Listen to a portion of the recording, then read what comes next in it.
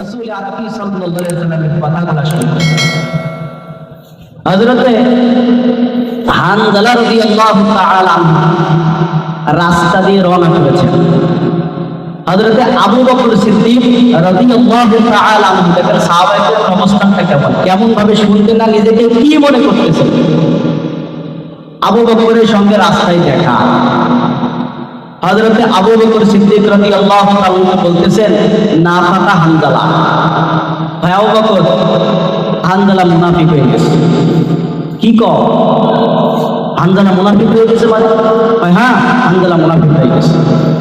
ভাই কি জন্য, তুমি কি কারণে মুনাফিক? মুনাফিকের তো বহু আলামত আছে, তোমার ভিতরে আবার কি আলামত আছে? তুমি এবার কেমন করে বুঝলে যে আমি, কিভাবে বুঝলে যে আমি মুনাফিক হয়ে গেছি?